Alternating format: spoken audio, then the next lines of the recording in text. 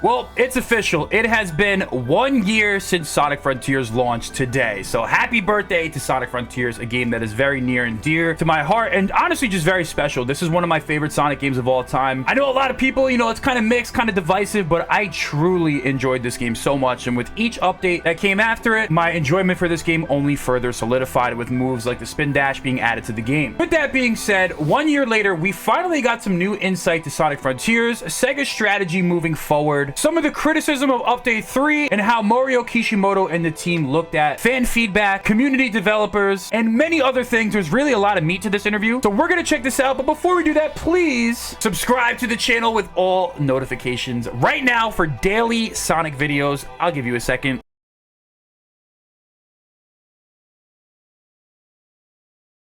Make sure to hit the like, turn on the noties like I said before, and let's get into the discussion. I want to hear what you guys have to say down below, so let's get into it. So here we go. It sold a total of 3.5 million copies and sold more than 3 times as many domestically as its predecessor, but I can go back further. First anniversary interview looking back on the new horizons pioneered by Sonic Frontiers. The first anniversary of the release, looking back on the past year. Sonic Frontiers has sold 3.5 million copies. It's selling well. Kawamura says, well, to be honest, I want to go even more. I think I should be able to go. Kishimoto says, Sonic Frontiers achieved a sale of 2.5 million copies within the first 4 weeks of release, so obviously kind of slowed down after that, but 2.5 million copies in the first 4 weeks, that is what he says right here. He says 4 weeks is the fastest record, so he says not unusual for Sonic to reach 2.5 million units cumulatively, but this is like the fastest of all time. Kawamura says the growth in numbers is different from previous titles, and Sonic is a title that will sell well for a long time. So he says, I don't think 3.5 million units is a big number for Sonic. He says that there's still potential to grow. Kawamura says, yes, it's difficult to recommend a game from a year ago to people who haven't played it yet, but many other players are talking about Sonic Frontiers because of the regular update. Also, Super Perfect Battle, I guess this translates to kind of like the Sonic, Super Sonic 2 boss battle, has just been released, so I think it's a chance to play it, so please do. And don't worry, we did. And honestly, it was the best stream I ever had on my channel, so I'm really happy about that. Big numbers for Sonic. Big numbers for Sonic up too, man. The Sonic series is originally a title that is played more in North America and Europe than in Japan, but what do you think of this title? Kawamura says, as you understand, sales for this game are higher in North America and Europe. However, this time, we once again set up a strategy to sell Sonic in Japan and created the game itself with that goal in mind. Due to this number, the number of units sold in Japan is currently at 3.5 times that of the previous work. It's actually a big deal for Sonic as far as 3D platformers go. As we know, Sonic Superstars got crushed by Mario Wonder in Japan and only sold 4K units on like the first week. So I think that's a title that's gonna, like, as time goes on, maybe sell more, but I don't know if this is gonna be the norm. Maybe for 3D platformers, there certainly is an expanded market in Japan, and I hope that's the case. Kawamura's numbers aren't that big. Bitter smile. I think Japanese players, especially those who weren't interested in Sonic before, were able to play the game. Okay. Kishimoto says, one of our goals for Sonic Frontiers was to make sure that the game would appeal to Japanese fans as well. Says, I am very grateful for producer Kawamura as he took the concept of the game into consideration when it came to PR, public relations. I think that's what it means. That's what PR means? Okay. I think this is a big step forward, proving that by creating a game design that takes Japan into account from the beginning, not just Europe and America, we can actually increase sales in Japan. So I think they ditched that Sonic Lost World, that Sonic Generations, that Sonic Colors storytelling, and went with the more serious, somber tone, more of that shonen Sonic kind of stuff, and I think that's a good thing, man. I think this is kind of the game that I prefer. I prefer that Sonic Adventure 2.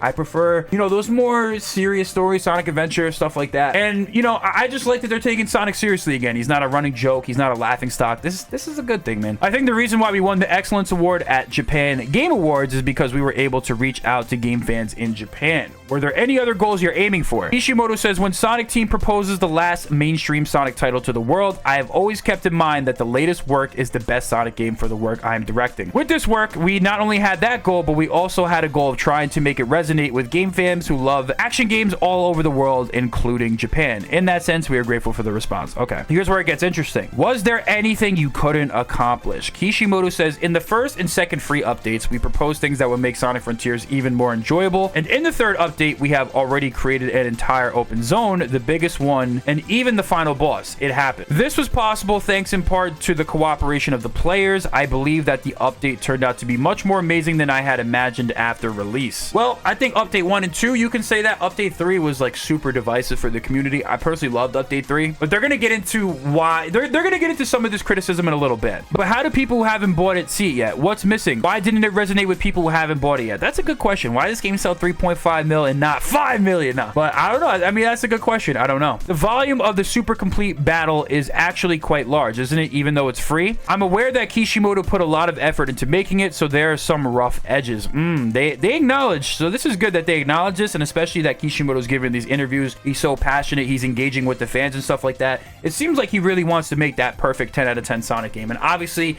they didn't have the resources and time to do that with Sonic Frontiers, but they were close, man. Like, I hate to say this because this is big discourse within the Sonic community. A good step forward. Personally, I love the game, but I want something that everyone loves, not just me. You know what I mean? So he says, I'm glad that people haven't played it yet or picking it up, whether it's because of the Excellence Award at the Game Awards or because of the reputation of the final update. I'd like to receive messages like, this is something I'm lacking in and I need to refine in this. So he wants the criticism. He wants the feedback. That's why he's on Twitter. I don't know how much longer Sega is going to let him on Twitter, but that's why he was on Twitter. I believe that we are still only halfway through the process. So obviously Frontiers is going to be a big stepping stone to whatever else they produce in the Sonic franchise. He says, so we will continue to push forward with this vision by approaching some game fans around the world and finding out why they didn't play the game. Why didn't you play Sonic Frontiers? Tell me. Kishimoto's gonna pull up on you. He's gonna be like, yo, why didn't you play our game? No, he's not gonna do that, but I'm just kidding. But he says, or why they didn't find it appealing. I would like to do so. So he wants to find out. Listen, from people who didn't pick up Sonic Frontiers, he wants to know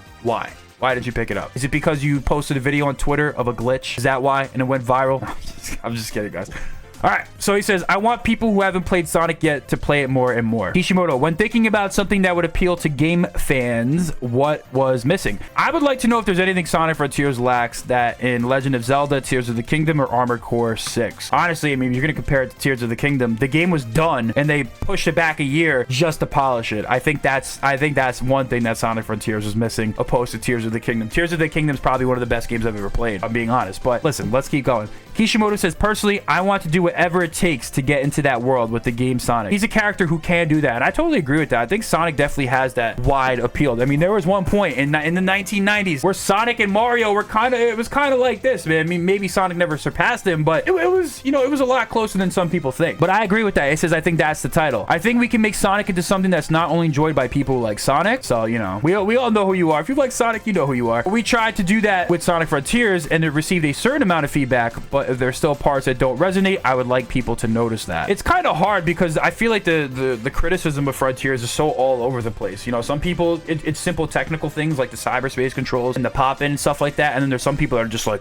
this is the worst game ever. So it's like, I don't know. I mean, I think it comes down to sometimes what the fundamental game is. Some people don't even understand platformers as it is. I think as a core, Open Zone is it. I like Open Zone a lot. As someone who's a big Sonic fan, Open Zone appeals to me, mixed in with the traditional levels and stuff like that. But it's hard to gauge like what the general public thinks and what some people didn't like the game. I feel like it's so all over the place. It's hard to truly like gauge that, you know? So Mr. Kawamura said something earlier. This also applies to the idea that I can still go on. He wants more people to know and play about it. What do you think about Mr. Kawamura? He says, I wanted to sell in Japan. So obviously Japan was a big focus for the marketing, which I wanted to achieve from the beginning of development. So I'm glad we were able to increase our sales in Japan. As far as how we're trying to achieve this, we had the theme of evolving Sonic. I felt a sense of stagnation because I had been making the classic Sonic for so long and I thought we had to change this. Okay. Yeah, it makes sense. I mean, obviously you want to evolve and move forward. Although we faced a lot of hardship during development, Sonic fans accepted our proposal for an evolved next generation Sonic. Even non-fans started playing it. I think this is where I achieved the most. I mean, yeah, it's good. You want to bring in more people to your franchise, to your series. If you ask me what I thought I couldn't accomplish, I'd say I could have gone further.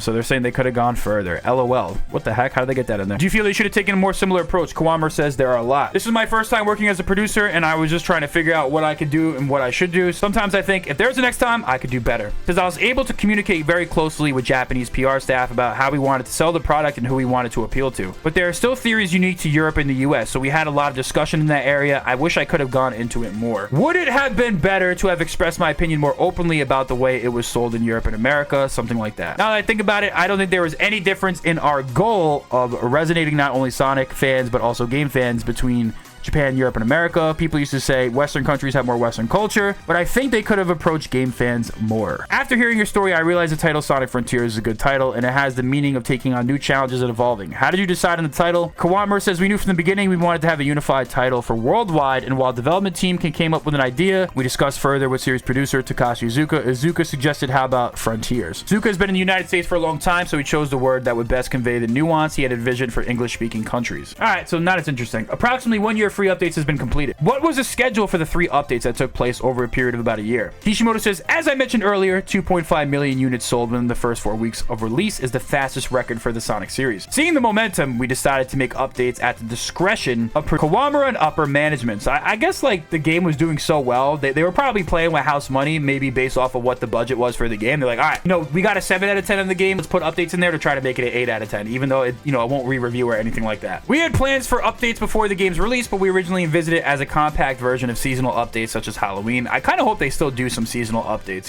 That would still be cool. I think I would like them to also focus on the newest game. Frontiers is what it is at this point. We gotta have Frontiers 2 going crazy, and they're gonna talk about that in this interview. I think that's everyone's support that we were able to make it aggressive updates that greatly evolved the game and enriched the gameplay.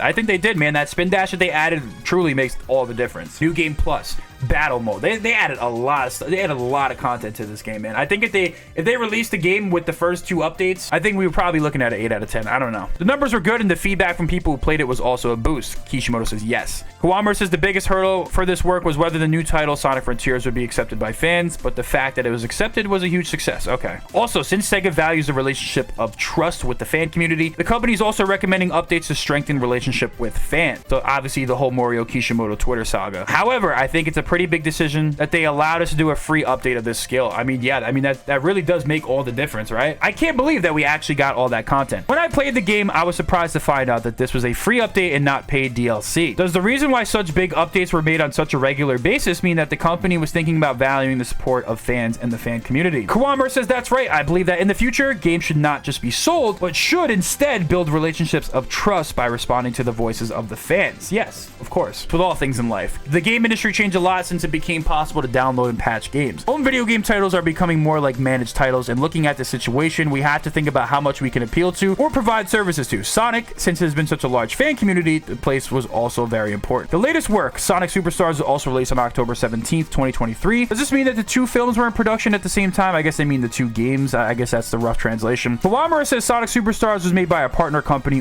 Zest, and it wasn't an in-house production line. However, it is produced by a company where my mentor and the creator of Sonic design, Mr. Naoto Oshima, works, and with the strong collaboration between Mr. Oshima and series producer Takashi Iizuka. So there was a collaboration between Sonic Team and Zest. Fortunately, Superstars was also a mixed game, and honestly, biggest missed opportunity. Great, it's a good game, but missed opportunity for sure. Recently, new Sonic games are being released at a rate of about 1 per year. Does this also have the meaning of retention in the community that I mentioned earlier? Kawamura says in the past few years, live action movies have been released. There's a lot more momentum as a company to focus on the Sonic IP than ever before. So this is the big news, guys. Let's keep going. It's easy to see if you look at Sega booths at last year's and this year's Tokyo Game Shows, but we put a lot of effort into Sonic. In this vein, the company's intention is to expand the number and lineup of titles to further increase excitement. Again, we've talked about this many times before. They're probably going to leverage remasters and remakes. I'm not going to say remakes yet, but they're certainly going to leverage remasters and stuff like that. We've talked about this many times. Going back to 2 years ago or whatever, a year ago, they talked about if Sonic's selling well, we are remastering the games. They've come out with interviews and say they want to remaster the games. There is going to be a big focus on Sonic. Sonic Frontier should be a lesson. The Sonic movie should be a lesson that this franchise is worth investing in. Previously, Sega's focus was not investing in Sonic. We all know what Sega's business model is. I'm not going to go into that. There's videos out there if you want to know what it is. Sonic was never looked at as something important for Sega for the last like 10 years, 15 years, whatever you want to make the case. But they're starting to see the worth in this franchise. So that's why we should be really excited, because finally, a macro business level, they understand how important Sonic is. It's crazy it took them this long to figure it out, but this is the big takeaway. Sonic is going to get big focus, big investments. I know it's crazy. We always cope as Sonic fans, but I truly believe that the future is so bright for the franchise. Actually, it actually is. Next thing they said, it doesn't mean that the pace of releasing one book per game, again, rough translation, will continue in the future, right? 1 game a year. Kawamura says, develop a game like Ryu ga Gotaku to release 1 game a year is extremely difficult. I think that's amazing. Looking back at 2022, Sonic Origins, Sonic Frontiers were released in June and October. So they did 2 last year. They did 1 this year. Technically 2 with Origins Plus, Murder of Sonic the Hedgehog. So I mean, listen, it's possible. I don't know. Like I said, outsource, leverage past games. I think there's a way to feed Sonic fans in between releases. We also have Dream Team coming out, so there's a lot of stuff going on. I mean, listen, maybe it's possible. Outsource as much as you can. Keep Sonic alive. Invest. scale, grow. You know what I mean? So Kawamura says Sonic Frontiers was a long-term project that took on the big challenge of evolving Sonic, so there were quite a few twists and turns from the start of development until release date was decided. Obviously, there's a lot of issues and stuff like that with the development process. So the schedule changed for Sonic Frontiers. However, they allowed me to take on such a challenge and told me to give it a try. So in that sense, it was a project I was very grateful for. Next thing they said, the third free major update, Super Complete Battle, was released on September 29th, 2023. The update took place a little over a year after release. That's actually not true. It was a little under a year. Again, rough translation from English to Japanese, or Japanese to English. After its release has now come to a successful conclusion. What a bittersweet thing, by the way. What are your current thoughts? Kawamura says it was a long project, so I'm relieved that it was finished now, and I think it was a title that took on a lot of challenges and produced a lot of results. Director Kishimoto and I have been involved with Sonic for a very long time, and I think that has been highly praised by game fans in Japan and has become a title that will remain in everyone's memory. I totally agree. Sonic Frontiers will forever be remembered as the game that truly restored faith in Sonic as a 3D platformer. People outside the community talk about it, people within the community talk about it. Whatever you say about this game, it proved that Sonic can work as a 3D platformer, because it definitely worked for me and many others. It was only after making many works that I was able to leave such a strong impression. Did you feel that way, especially in the update part? Kawamura says that's right. It was a first for Sonic to provide free updates for 1 year after release, and we received a great response each time we distributed the game, so I think that we were able to receive the results. I like free updates, but I also hope the next game is shipped fully complete and give Sonic Team the time and budget that they need to do that. What do you think of Mr. Kishimoto? Kishimoto says, okay, so again, I think he's saying, what do you think about this? Kishimoto says, we have updated the game 3 times since its release, and the past year has been really fun. Of course, there are some fun moments when we are making the final version, but the year of updates was full of fun. On the other hand, it was a lot more difficult than I thought when I was making the product version. And he laughs. I don't think he's laughing, and I think he's laughing and like, thank God that it's over. He says, my thoughts after completing the last update were, it was a lot of work, but it was a lot of fun. Could you tell us about the fun and difficult parts of the development process? Kishimoto says, when I was working on the Kishimoto update, producer Nakamura of the previous work Sonic Forces was doing a countdown to release on Twitter, currently known as X. So I started using Twitter after seeing that. So this is the Kishimoto Twitter arc. We received a variety of feedback, opinions, and requests from our fans, and we realized that our customers had high expectations for the 3 updates that we originally planned. Thinking about how me and Sonic Team would receive an output that was completely different from the way I created games up until now. So, you know, he's on Twitter, he's going back and forth with the fans and stuff like that. We're not going to get into everything he did on Twitter, but as we receive the messages we receive every day, we are guided by the message. Oh, that's kind of perspective approach and an idea.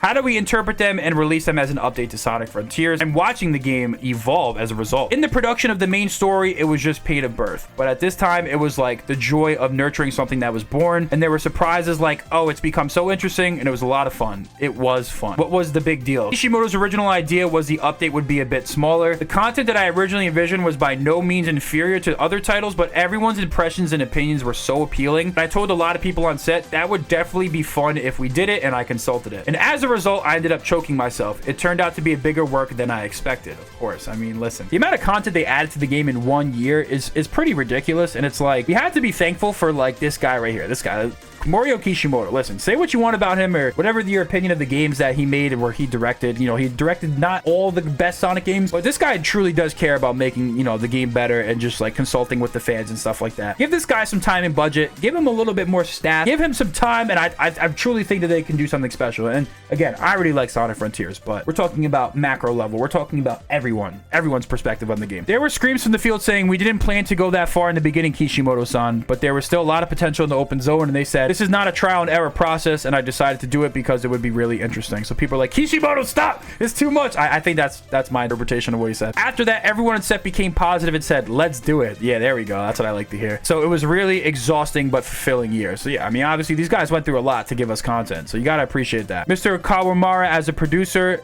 did you ever apply the brakes? He said, not at all. Absolutely powerful. Since I'm in Kawamura, director Kishimoto said we overdid it, and I'm just saying, just as it was planned from the beginning. Laughs. We listened to our customers and communicated with our fan through games, so there was no reason to stop doing that, and I won't stop it, but I want people to say it's going according to plan. There were some issues. The main premise was to always meet deadlines. It was too obvious for a professional, but he definitely did it. The amount of supplies increased more than originally expected, but it was expanded to the maximum within the scope of the amount of work Mr. Kishimoto had calculated. Kishimoto says, well, for example, I don't have the idea of pushing back the timing of update distribution to make things bigger. However, when it came to things that Sonic Team and I could do if we tried harder, I encouraged them by saying, if that wasn't what I planned, but let's do it. I never did haphazardly, and I did what I could. It's not like that. Kawamura says there were no requests for an extension of the development period. Maybe they could have, I mean, Clearly, I think a little bit of extension of development period could have probably benefited the game. We asked them to think about how to make ends meet within their capacity. However, all the development staff worked harder than expected.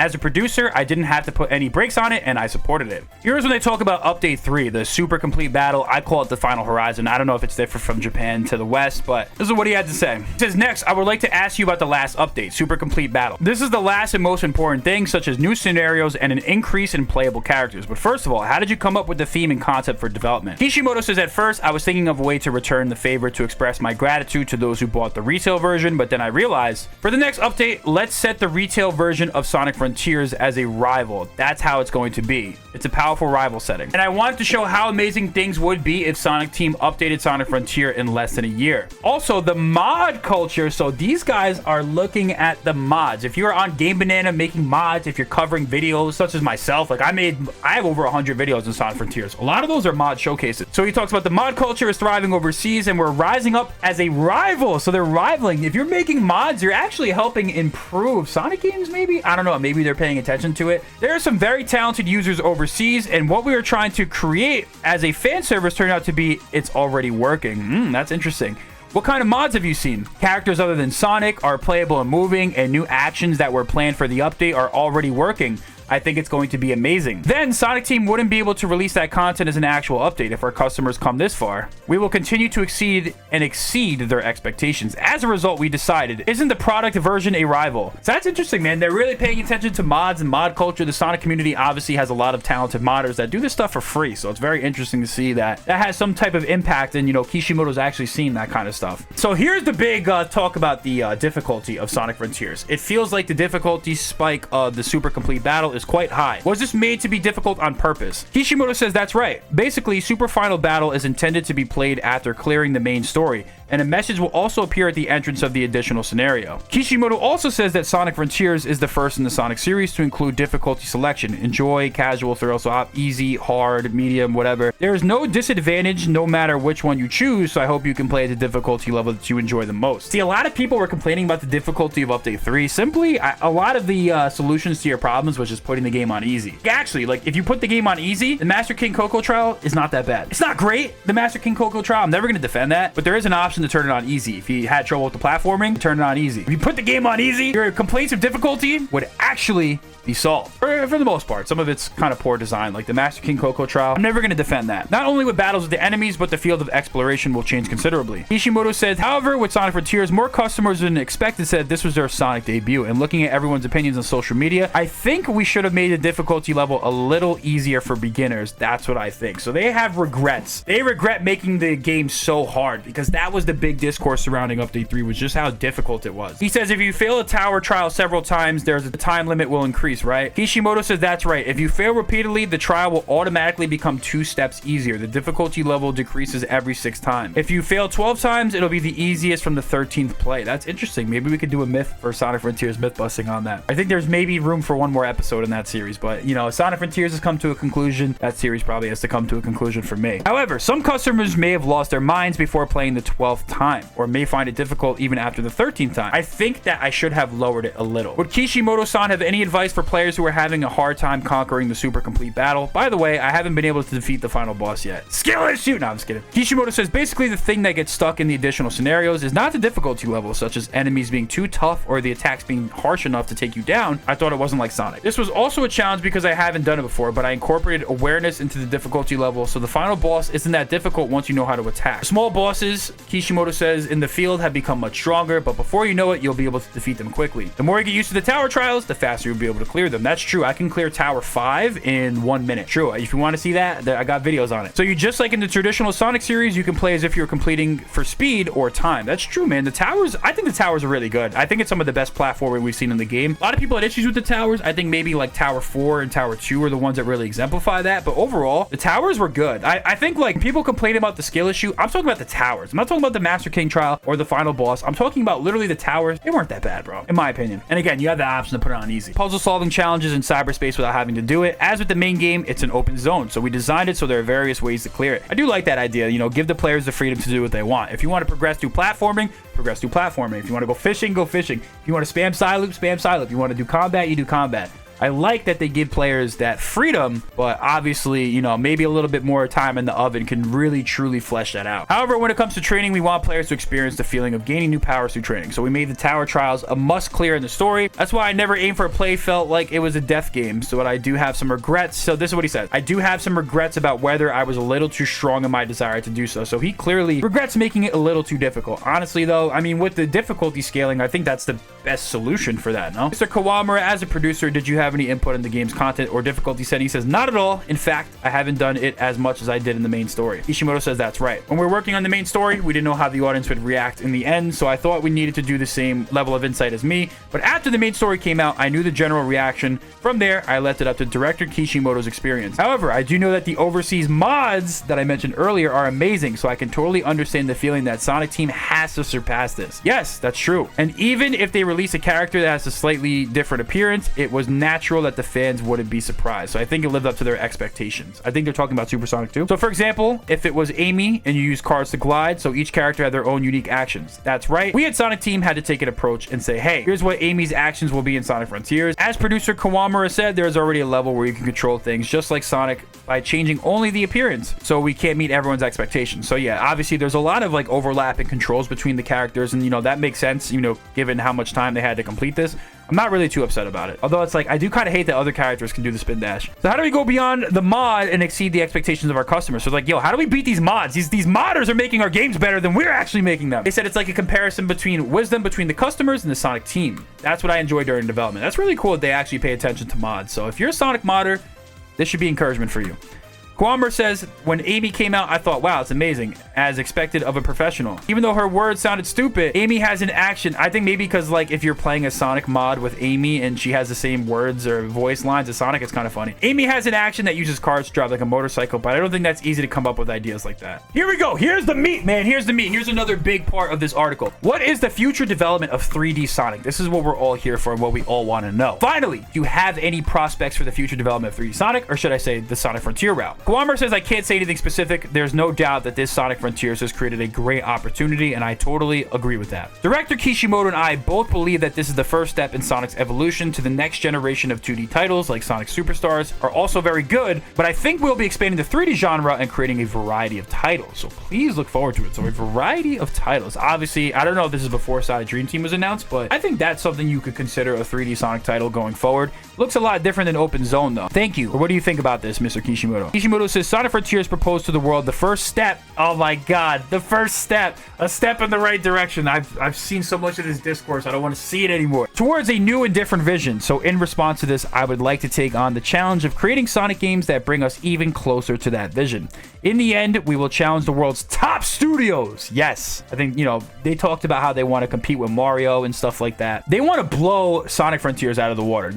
Like they said Sonic Frontiers is the first step. So if you like Sonic Frontiers, good, because the next one should be even better. So he says, we want to challenge the world's top studios and see if we, the Sonic team, can achieve results. I want to attack even more. So that's it, guys. That is it. Sonic Frontiers, 1 year later, a lot of really in-depth insight into the development. And let's just, you know, cheers. I have a glass of water right here. Cheers to the future of Sonic, man. Cheers to the future, bro.